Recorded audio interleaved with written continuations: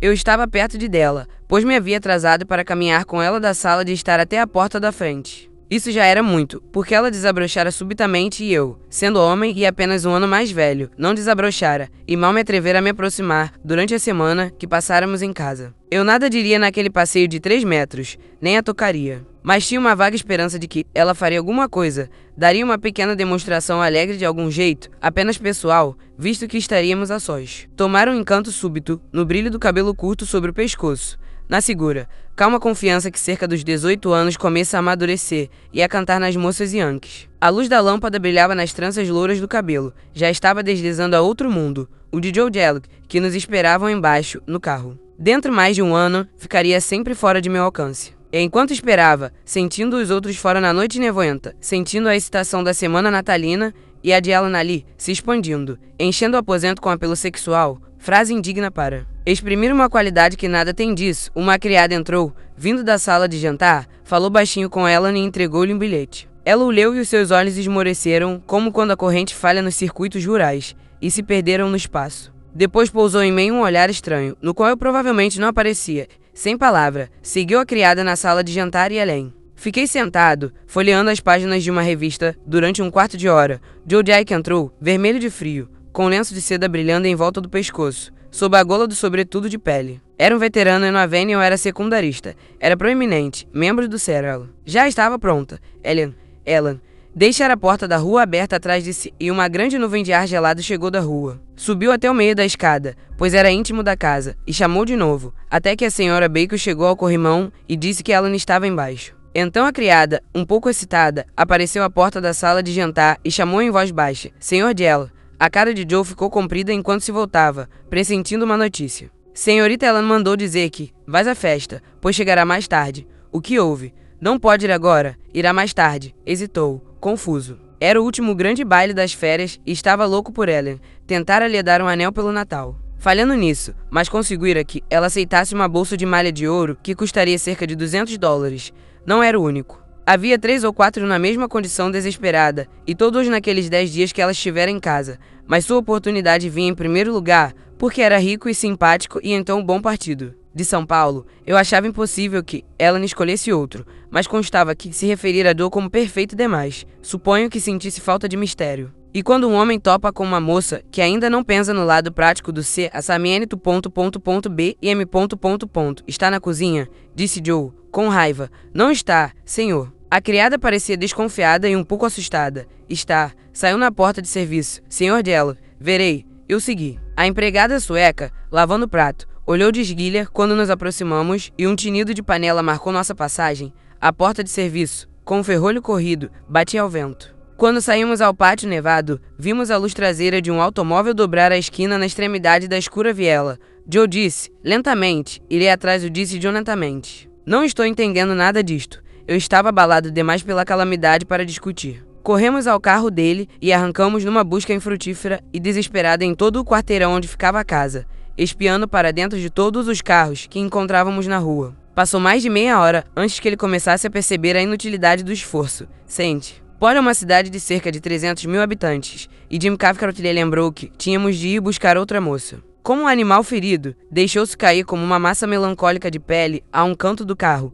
posição da qual se arrancava de minuto a minuto e balançava para frente e para trás, num gesto de protesto e desespero. A garota de Jim estava pronta e impaciente, mas, depois do que acontecera, sua impaciência não parecia ter importância. Estava adorável, no entanto. Isso é uma das coisas que tem as férias natalinas, a excitação do crescimento, da transformação e da aventura em lugares estranhos, transformando as pessoas que conhecemos toda a vida. Joe Jellic foi delicado com ela um momento e se entregou a uma explosão de riso curta, estridente, áspera, aguça de conversa, e seguimos ao hotel. O motorista se aproximou dele no lado errado, o lado no qual a linha de carro não estava desembarcando passageiro, por isso demos subitamente em cima de Ellen Baker, justamente saindo de um pequeno carro fechado. Antes de pararmos, Joe Jellic saltou, excitado, de nosso automóvel.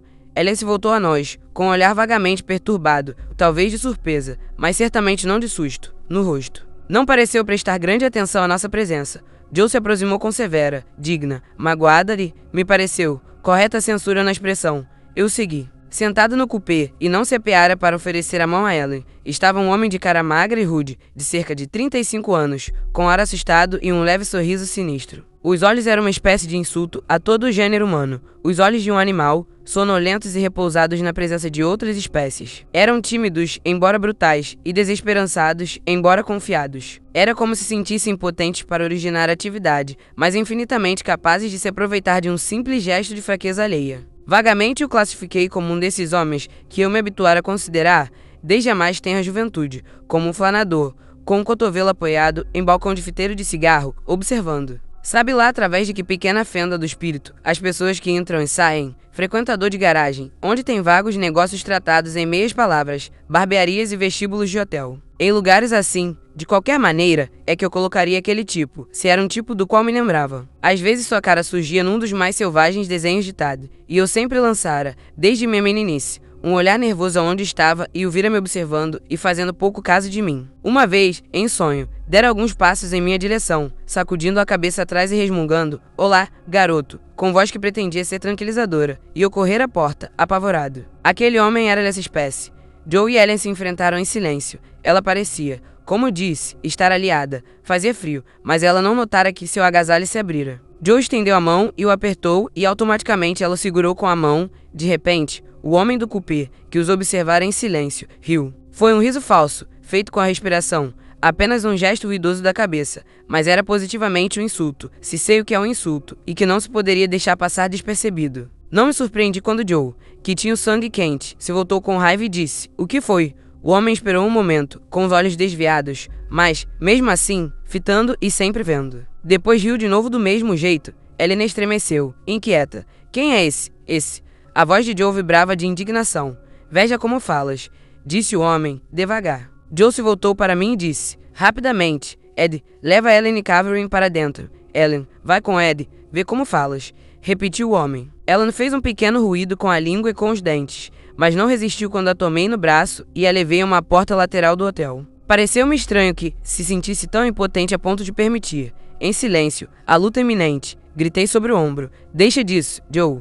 Vamos embora." Ellen, puxando-me pelo braço, nos fez entrar rapidamente. Quando estávamos presos nas portas giratórias, tive a impressão de que o homem descia do cupê. 10 minutos depois, enquanto eu esperava as moças, no lado de fora do gabinete de senhora, Joe Jellick e Jim Caffert saíram do elevador. Joe estava muito pálido, com os olhos pisados e vítreos, e manchas de sangue escuro na testa e no lenço de seda. Jim trazia os chapéus de ambos na mão. Jim disse em voz baixa, atingiu Joe com a charneira de cobre. Joe ficou sem sentido durante 1 minuto ou 2. Gostaria que mandassem um garoto de recado buscar arnica e esparadrapo. Era tarde e o vestíbulo estava deserto. Sons metálicos da dança. Embaixo, nos chegavam a intervalo, como se alguém erguisse, de vez em quando, pesado reposteiro e o deixasse cair de novo. Quando ela não apareceu, levei-a diretamente para baixo. Evitamos a comissão de recepção e fomos a uma sala escura ornamentada com raquíticas palmeiras de hotel, onde os pares se sentavam às vezes durante a dança.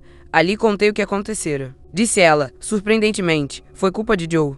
Eu disse para não interferir. Não era verdade. Nada dissera. Apenas o sussurro de curiosa impaciência. "Fugiste na porta do fundo e desapareceste durante quase 1 hora. Depois apareceste com um camarada mal encarado, que ria na cara de Joe." "Um camarada mal encarado", ela repetiu, como experimentando o som das palavras. "E não era. Onde o descobriste, Ellen?"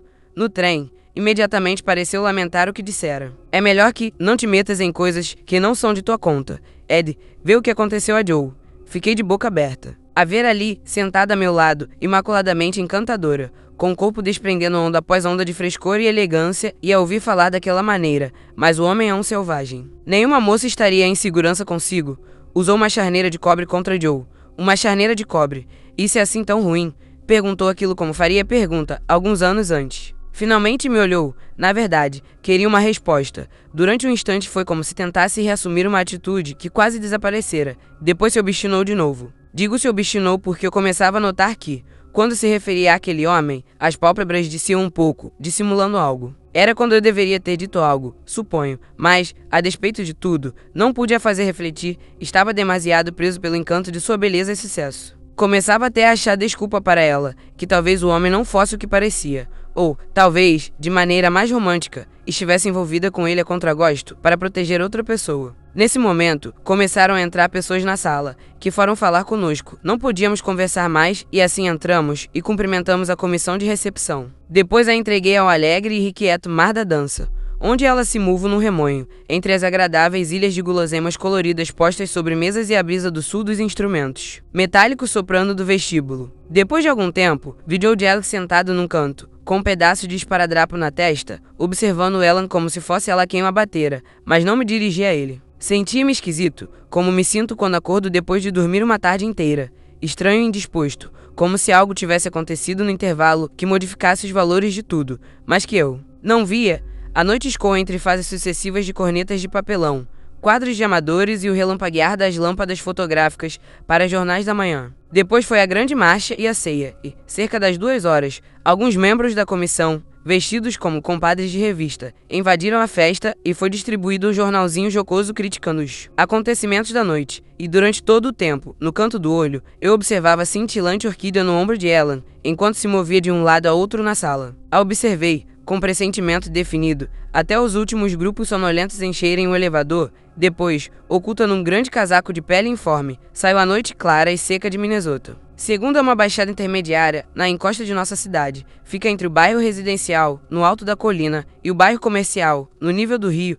É uma parte pouco conhecida da cidade, dividida pelo declive em triângulo e com configurações estranhas. Há nomes como Seven Corners, e não acredito que meia dúzia de pessoas fosse capaz de desenhar o mapa correto daquela zona, embora todos atravessem de bonde, automóvel ou a pé 2 vezes por dia.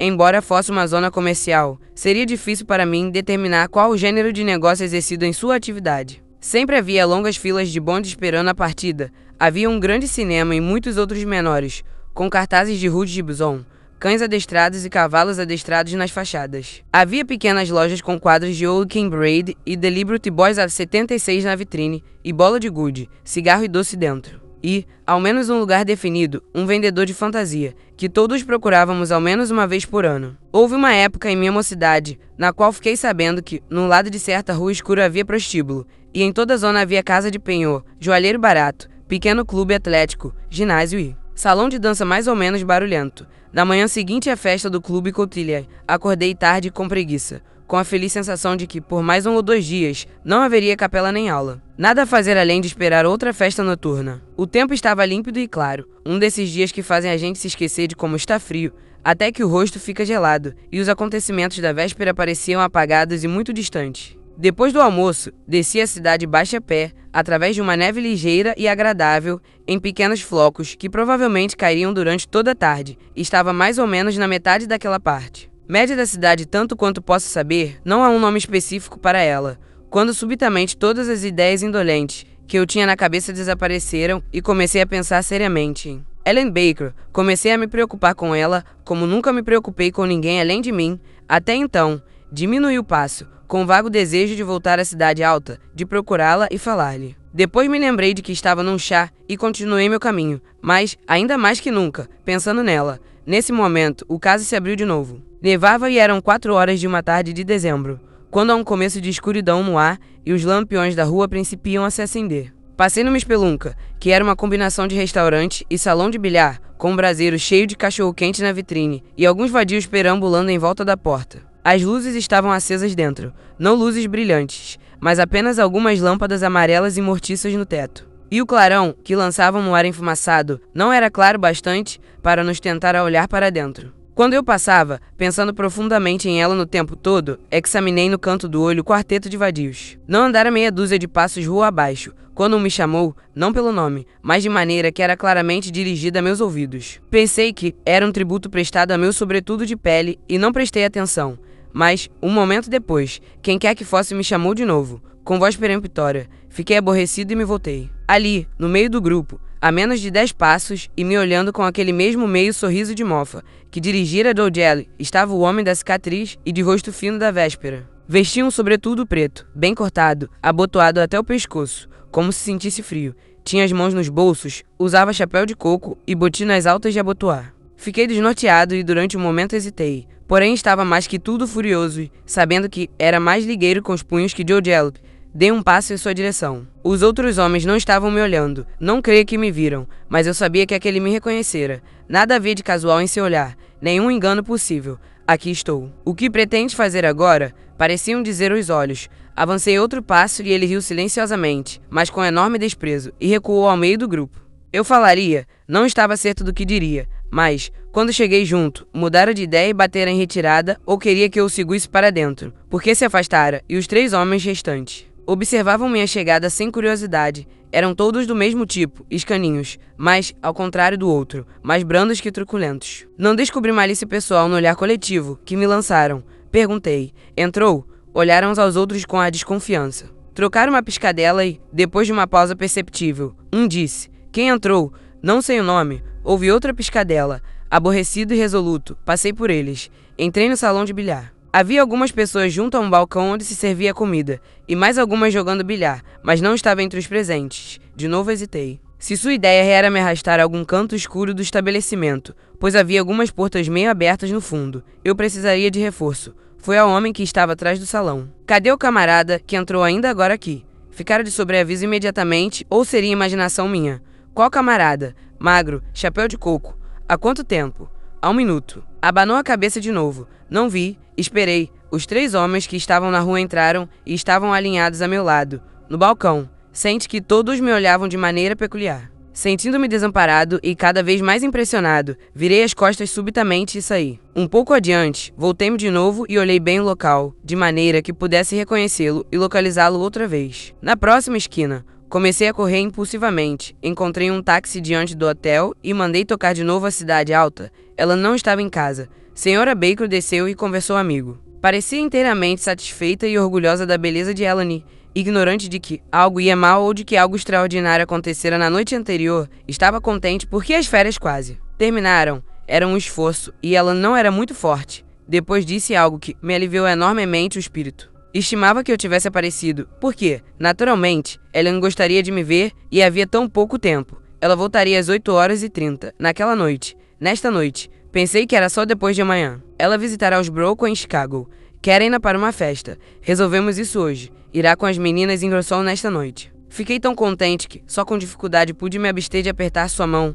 Ellen estava salva. Fora nada aquilo tudo. Apenas um momento da mais casual aventura. Eu me senti um idiota, mas compreendi o quanto me importava com ela e quão pouco poderia suportar que algo terrível lhe acontecesse. Voltará a casa logo. A qualquer momento. Acabou de telefonar do clube universitário. Eu disse que voltaria mais tarde. Morava apenas 2 portas adiante e queria ficar sozinho. Fora me lembrei de que não tinha chave da porta. Então fui à entrada de serviço dos Baker para pegar um atalho que usávamos em meninos no pátio interno. Estava ainda nevando, mas os flocos eram maiores agora, depois de escurecer. Tentando localizar a calçada sepultada, notei que a porta traseira da casa dos Baker estava escancarada. Nem sei por que fiz meia volta e entrei na cozinha. Houve tempo em que eu conhecia todas as empregadas dos Baker pelos nomes. Já não era assim. Mas todos me conheciam e pude notar uma súbita suspensão quando entrei. Não só uma interrupção de conversa, mas uma espécie de modo expectante que se apoderou delas. Começaram a trabalhar precipitadamente, faziam movimentos desnecessários e muito barulho, as 3. A arrumadeira me olhou assustada e subitamente percebi que estava esperando para entregar outro recado. Empurrei-a para dentro da despensa. Sei tudo a esse respeito. É um caso muito sério. Deve ir a Sra. Baker. Agora o fecharás e aferrolharás aquela porta. Nada digas a Sra. Baker, Sr. Stimson. Então não quero que Senhorita Helena seja incomodada. Se for, saberei. E resmunguei uma ameaça terrível de ir a todas as agências de emprego providenciar para que nunca mais arranjasse colocação na cidade. Estava intimidada quando saí. Não se passou 1 minuto antes que a porta de trás fosse fechada e aferrolhada em minhas costas. Simultaneamente, ouvi um grande carro parar à porta da frente, com as correntes gemendo na neve fofa. Trazia Ellen de volta. Entrei para me despedir. Joe Jellick e 2 outros rapazes estavam presentes, e nenhum conseguia tirar os olhos de cima dela, nem para me dizer olá. Ela tinha uma dessas delicadas peles rosas frequentes neste rincão de nossa terra e que é linda até que pequenas veias surgirem, cerca dos 40 anos. Agora, corada de frio, era uma orgia de delicados tons carmesins, como alguns cravos. Ela e Joe chegaram a uma espécie de reconciliação. Ao menos ele se deixara levar muito longe pelo amor para se lembrar de algo da noite anterior, mas vi que, embora ela risse bastante, não prestava atenção a ele nem a outro. Queria que saíssem para receber o recado da cozinha, mas eu sabia que o recado não chegaria, que estava salva. Falou-se da dança Pump and Slicker em New Haven e da Crimson Chrome e, depois, em diferentes estados de espírito. Nós 4 saímos e nos separamos rapidamente fora. Fui para casa deprimido e fiquei durante 1 hora dentro de um banho quente, pensando que as férias se acabaram para mim, agora que ela se fora, sentindo ainda mais profundamente que na véspera aqui. Ela estava fora de minha vida, mas algo me escapava, algo mais a fazer, algo que eu esquecera no meio dos acontecimentos da tarde, prometendo-me voltar a ela só para verificar que me escapara. Associei vagamente a Sra. Bacon e agora me parecia lembrar que surgira augúrios durante a conversa que tivera com ela. Em minha alegria a respeito de Ellen, me esquecera de fazer a pergunta sobre algo que ela dissera. Os Brokaw era isso, que Ellen visitaria. Eu conhecia bem Bid Brokaw. Estava em minha classe em EE, então me lembrei e subitamente me sentei na banheira. Os Brokaw não estavam em Chicago naquele Natal. Estavam em Palm Beach. Gotejando, pulei fora da banheira, joguei sobre os ombros um roupão insuficiente e me precipitei ao telefone, em meu quarto. Consegui a ligação depressa, mas Ellen já seguira a estação. Felizmente, nosso carro estava na garagem e enquanto eu, ainda molhado, enfiava, apressado, a roupa, o motorista o trouxe até a porta. A noite estava fria e seca e levamos tempo para chegar à estação, na neve endurecida e áspera. Sentia-me esquisito e incerto ao me lançar, assim, a aventura, mas um pouco mais confiante, quando a estação surgiu clara e nova contra o ar escuro e frio. Durante 50 anos, minha família fora proprietária do terreno no qual ela fora construída e aquilo fazia minha temeridade parecer muito bem agora. Havia sempre a possibilidade de que eu estivesse me arriscando num terreno onde os anjos não se arriscariam, mas aquela sensação de ter um sólido apoio no passado me dava vontade de virar um louco. Aquilo tudo estava terrivelmente errado. Qualquer ideia que eu pudesse ter de que era inofensivo cair agora. Entre Ellen e alguma vaga catástrofe opressiva estava eu, ou então a polícia em um escândalo. Não sou moralista. Havia outro elemento ali, sombrio e assustador, e eu não queria que ela não enfrentasse sozinha. Há 3 trens que partem de Saint Paul a Chicago, todos largando com diferença de poucos minutos, depois das 8h30. O céu era brilhante e, quando eu ia correndo na estação, vi a grade sendo fechada e a luz acima se apagar. Entretanto, eu sabia que tinha um salão com as meninas em Rossolo, porque a mãe mencionara ter comprado o bilhete, e assim estava, literalmente falando, trancafiada até o dia seguinte. A grade do CM de Saint Paul estava aberta na outra extremidade e corri e o peguei, mas me esquecera de algo suficiente para me deixar acordado e preocupado metade da noite. Aquele trem chegava a Chicago 10 minutos depois do outro. Ellen tinha todo aquele tempo para desaparecer dentro de uma das maiores cidades do mundo. Dei ao porteiro um telegrama à minha família para ser mandada de Milwaukee, e às 8h da manhã seguinte, corri apressadamente ao longo de enorme fila de passageiro, tropeçando nas malas arruinadas no corredor e me precipitei porta afora, quase como um salto sobre o porteiro. Durante um momento, a confusão de uma grande estação, os sons retumbantes, os ecos e a balbúrdia das sinetas e da fumaça me fez parar, indeciso. Depois me precipitei à saída e a única esperança que tinha de a encontrar, calculei bem, estava de pé junto ao balcão do telégrafo, mandando sabe lá que negra mentira a mãe. A expressão, ao me ver, foi uma mescla de terror e espanto. Havia esperteza, também. Estava pensando depressa e gostaria de se afastar de mim, como se eu não estivesse ali, e cuidar do seu negócio, mas não podia. Eu representava muito em sua vida. Assim ficamos parados, silenciosos, nos observando mutuamente e pensando. Após um minuto eu disse, os Brokaw estão na Flórida. Foi uma gentileza tua fazer uma viagem tão grande para dizer isso. Já que o verificaste também, não achas que seria melhor voltar à escola? Por favor, deixa-me, Ed.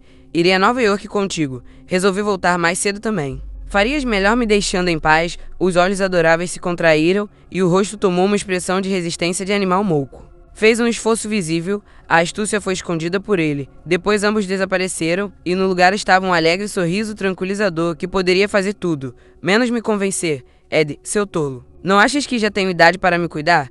Não respondi. Encontrarei um homem, compreendas. Desejo apenas vê-lo hoje. Já comprei passagem ao leste para hoje na tarde. Se não me acreditas, pude ficar com minha maleta. Acredito. O homem não é alguém que conheças, e estás ficando importuno. Sei quem é o homem. De novo perdeu o domínio do rosto. A terrível expressão voltou a transparecer e falou quase com um rugido. É melhor que me deixes em paz. Tomei a fórmula de sua mão e escrevi um telegrama explicativo à mãe. Depois me voltei a ela e disse um pouco asperamente. Tomaremos o trem das 5h ao leste juntos. Portanto, passarás o dia comigo. O simples som de minha voz, dizendo aquilo tão enfaticamente, me deu coragem e acho que a impressionou também. De qualquer maneira, ela se submeteu, ao menos temporariamente, e foi comigo, sem protestar, enquanto eu comprava a passagem. Quando comecei a reunir os fragmentos daquele dia, uma espécie de confusão começou, como se minha memória não quisesse soltar algo dele ou a consciência não quisesse deixar passar algo dele. Houve uma manhã clara e agitada, durante a qual giramos num táxi e fomos a uma loja de departamentos, onde Ellen disse que queria comprar alguma coisa, depois tentou escapulir por uma porta do fundo. Durante uma hora, tive a sensação de que alguém nos seguia ao longo da Alameda, da margem do lago num táxi, e tentei surpreendê-los voltando-me depressa ou olhando subitamente no espelho do motorista. Mas não consegui ver ninguém. Quando me voltei, pude ver que o rosto de Ellen estava contraído num sorriso triste e contrafeito. Durante toda a manhã, soprou um vento áspero, gelado, vindo do lago, mas quando fomos ao Blackstone para almoçar, caiu uma neve ligeira e conversamos quase naturalmente sobre nossos amigos e coisas triviais. Subitamente o tom mudou. Ela ficou séria e me olhou nos olhos, de frente e com serenidade. Ed, és o amigo mais velho que tenho, e não te deve ser muito difícil confiar em mim. Se eu te prometer, sinceramente, sob palavra de honra, pegar o trem das 5, me deixarás algumas horas sozinha nessa tarde. Por quê? Bem M. Hesitou e deixou a cabeça pender um momento. Acho que todos têm o direito de se despedir. Quer dizer adeus àquele. Quero, disse, apressadamente. Apenas algumas horas, Ed, e prometo sinceramente que estarei no trem. Bem, suponho que não poderia haver grande mal em 2 horas apenas, se realmente queres se despedir. Levantei a vista de repente e surpreendi uma expressão de tão intensa astúcia no rosto, que me escabeei ante ela. Tinha o lábio superior encrespado e os olhos estavam contraídos de novo. Não havia vislumbre de franqueza, nem de sinceridade em todo o rosto. Discutimos. Seus argumentos eram vagos, e um pouco ásperos e reticentes os meus. Não mais me deixaria adular para cair em alguma fraqueza, ou ser contaminado com... Havia um contágio diabólico no ar.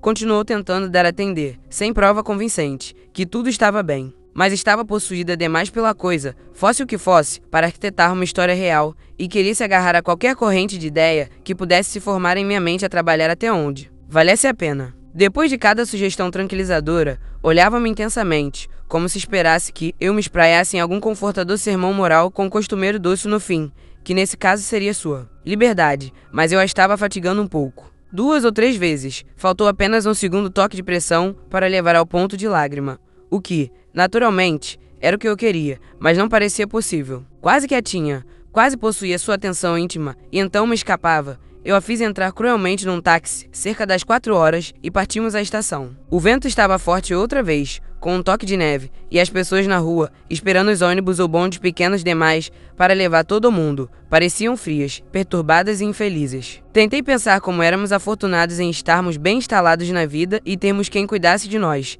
mas todo mundo quente e respeitável, do qual eu fazia parte na véspera, se desprendera de mim. Havia algo que arrastávamos, que era o inimigo e que era o oposto de tudo aquilo. Estava nos carros que vinham atrás, nas ruas onde passávamos. Com um ligeiro toque de pânico, imaginei se eu caía, no mesmo estado de espírito de Ellen. A fila de passageiros esperando embarcar no trem estava tão afastada de mim como se fossem pessoas de outro planeta, mas era eu quem me afastava e as deixava atrás. Meu leito ficava no mesmo vagão que sua cabine. Era um carro de estilo antigo, com as luzes um pouco esculturas, tapetes e estofos cheios do pó de outras gerações. Havia uma meia dúzia de outros passageiros, mas não me impressionaram de modo especial, exceto que pareciam compartilhar a realidade que eu começava a sentir ao redor. Entramos na cabina de Ellen, fechamos a porta e nos sentamos.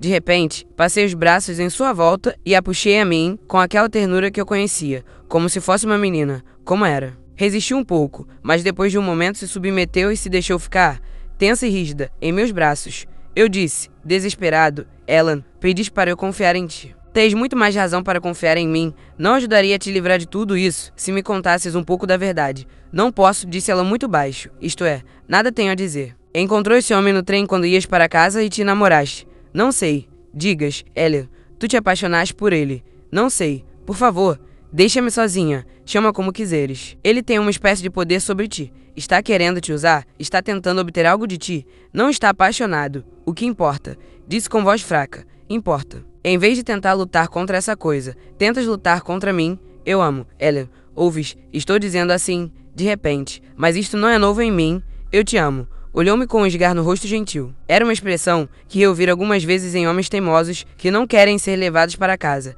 Mas era humana. Eu estava chegando até ela, vagamente de muito longe. Porém, mais que antes. Ellen, quero que me respondas a uma pergunta. Ele vai estar neste trem? Ela hesitou. Depois, um momento tarde demais, abanou a cabeça.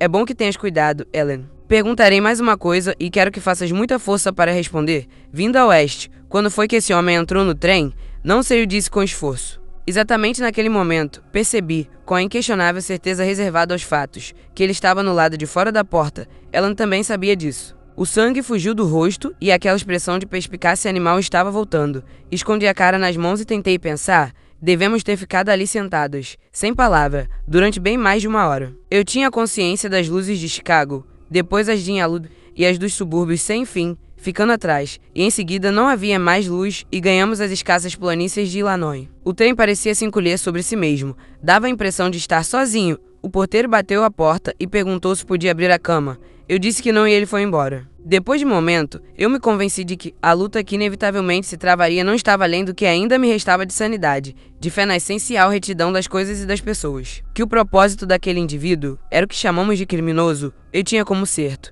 mas não havia necessidade de lhe atribuir uma inteligência que pertencia a um plano humano mais alto ou inumano. Era ainda como um homem que eu considerava e tentava atingir a essência, o interesse, o que em si tomava o lugar de um coração compreensível, mas acho que quase sabia o que encontraria quando abrisse a porta. Quando me levantei, ela não pareceu para me ver. Estava encolhida num canto, olhando fisamente adiante, com uma espécie de película sobre os olhos, como se estivesse num estado de alienação corporal e psíquica. Deitei-a, meti 2 travesseiros sob a sua cabeça e atirei meu sobretudo de pele sobre os joelhos.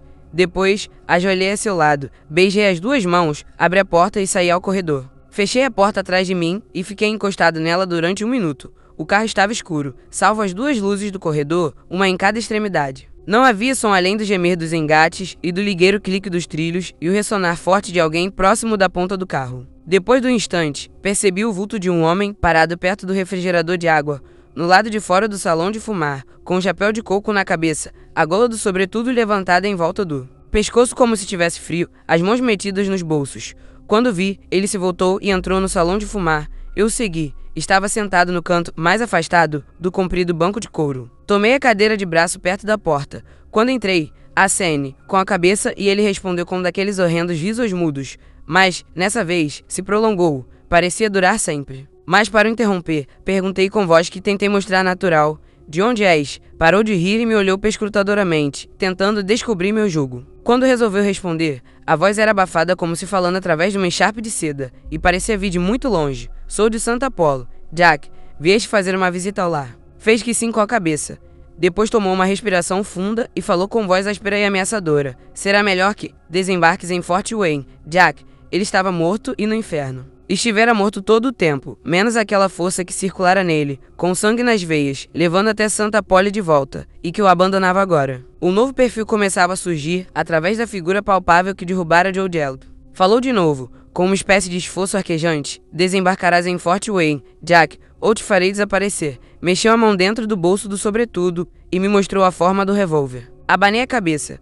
Não pôdes me tocar? Sabes que sei. Seus terríveis olhos me percorreram rapidamente, tentando descobrir se eu sabia. Depois deu um rugido e fez um gesto, como se fosse se levantar com um pulo. Exclamou, impetuosamente, sai daqui antes que eu te jogue na janela, Jack. O trem reduziu a marcha para parar em Fort Wayne e a voz ressoava alta no relativo silêncio, mas ele não se moveu do banco. Estava fraco demais, creio, e ficamos sentados, fitando-nos, enquanto os carregadores passavam subindo e descendo no lado de fora da janela, experimentando os freios e as rodas, e a locomotiva resfolegava na frente. Ninguém entrou em nosso carro. Depois de um momento, o porteiro fechou a porta da plataforma e passou de volta no corredor, e deslizamos afora da luz baça e amarelenta da estação e para dentro da profunda escuridão. O que me lembro depois deve ter se estendido no espaço de 5 ou 6 horas, embora me volte à memória como algo sem existência no tempo, que duraria 5 minutos ou 1 ano. Começou um assalto lento, calculado, contra mim, mudo e terrível. Senti o que só posso chamar de sensação estranha, se apoderando de mim,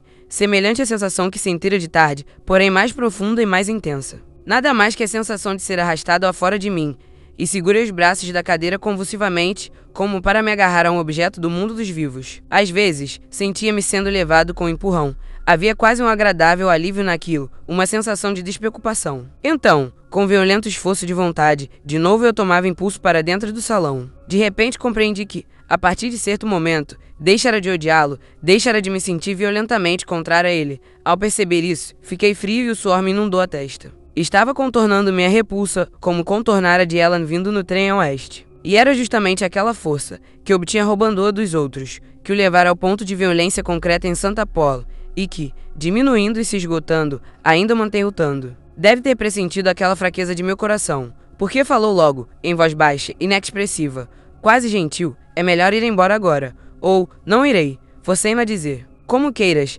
Jack, queria dizer que era meu amigo, sabia o que se passava comigo e queria ajudar, tinha pena de mim, era melhor que eu me retirasse antes que fosse tarde demais. O ritmo do ataque era entorpecente como uma canção, era melhor que eu me retirasse e o deixasse tomar Ellen.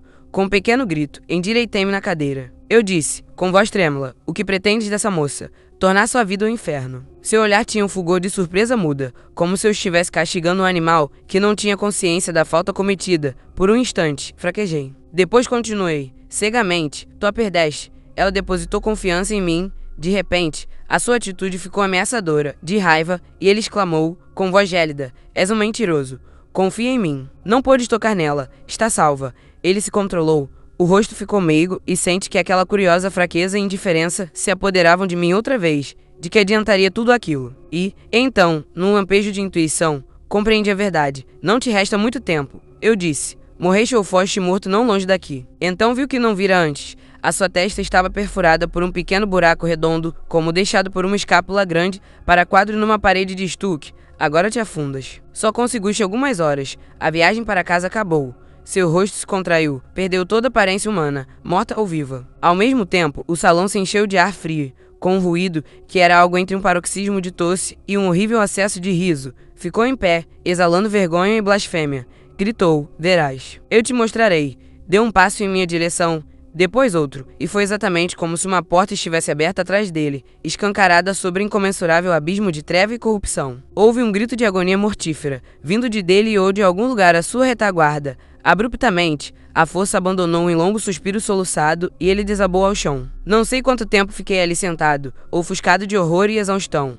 A seguinte coisa de que me lembro é do sonolento porteiro engraxando sapato no outro lado do salão. Fora da janela, os fornos de aço de Petersburgo, quebrando a monotonia da planície. Também algo vago demais para ser um homem, pesado demais para ser uma sombra noturna. Havia uma forma estendida no banco, exatamente quando a percebi, ela se desvaneceu. Alguns minutos mais tarde, abri a porta da cabine de Ellen, que dormia onde eu a deixara. O adorável rosto estava pálido e descorado, mas jazia naturalmente, com as mãos relaxadas e a respiração regular e clara. O que a possuíra-se fora, deixando-a exausta, mas de novo na posse de si mesma. Eu ajeitei um pouco mais confortavelmente, cobri com cobertor, apaguei a luz e saí. Terceiro, quando voltei para casa, nas férias da Páscoa, a primeira coisa que fiz, digamos assim, foi procurar o salão de bilhar perto de Seven Corners. O homem da caixa registradora, muito naturalmente, já não se lembrava de minha apressada visita de 3 meses atrás. Procuro uma pessoa que acho que costumava vir muitas vezes, há algum tempo.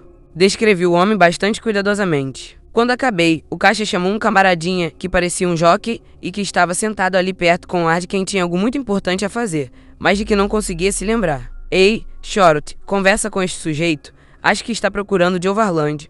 O homenzinho me dirigiu um agudo olhar de suspeita. Aproximei-me e me sentei junto dele. Disse, a contragosto, Joe Varland morreu no inverno passado. Meu amigo, eu o descrevi de novo. O sobretudo, o riso, a expressão habitual dos olhos. É Joe Varland mesmo quem procuras, mas morreu. Quero saber algo a respeito de... O que queres saber? Por exemplo, o que fazia? Como eu saberia? Olha aqui. Não sou da polícia. Quero apenas alguma informação sobre os hábitos. Está morto e não lhe poderei fazer mal, e isso não passará de mim.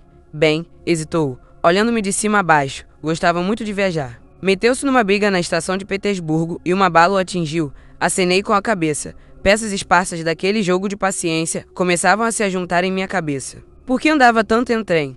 Como eu saberia? Camarada, se $10 te ajudarem, quero ser informado sobre tudo. Bem, disse Shorty, relutantemente. Tudo o que sei é que costumava dizer que trabalhava os trens.